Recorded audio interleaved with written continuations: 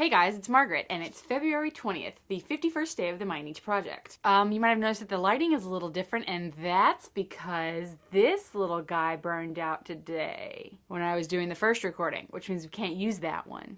But let's get started. It's Vlog Week Video 2, and I want to tell you guys a little bit about the Aizu local product known as the Eirosoku. A couple weeks back, I had a video titled Eirosoku Festival. The Eirosoku Matsuri is a yearly festival held here in Aizu that's similar to a lot of the candle festivals held throughout Japan.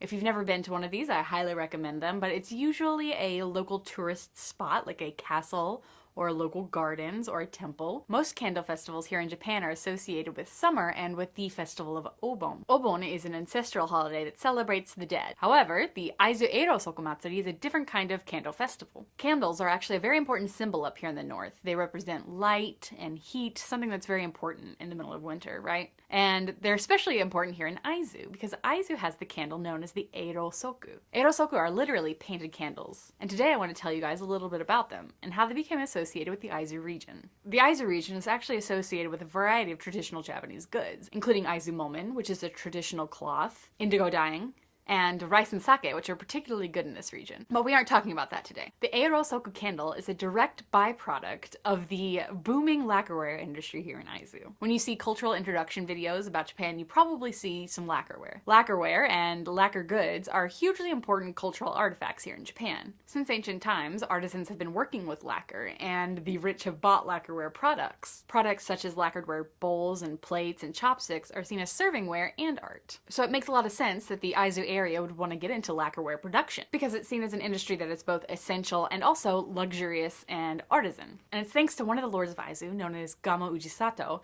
that lacquerware came to Aizu. So Gamo actually has a really complicated history. He was adopted by this guy named Nobunaga, who actually conquered his family in battle.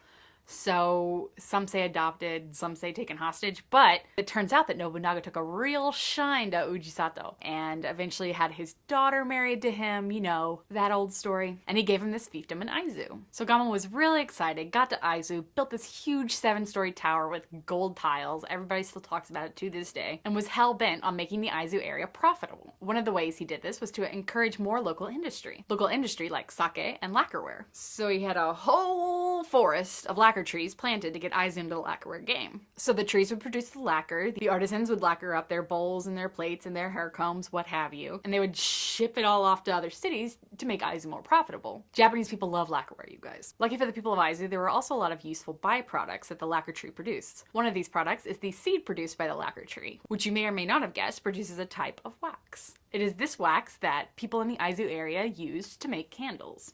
In ye olden days, candles were hugely important. It gets very dark and very cold. Bring in those candles. But why, you may be asking, did they decide to paint these candles? Like I said, it is dark and cold and gloomy in winter. And you know what's the opposite of dark and cold and gloomy? Spring.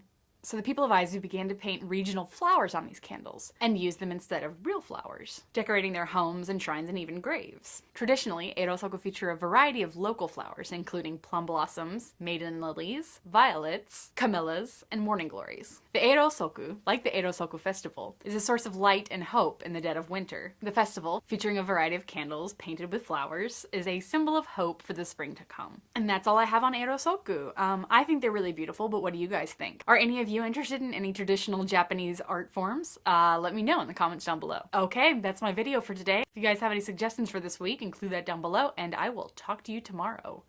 Bye!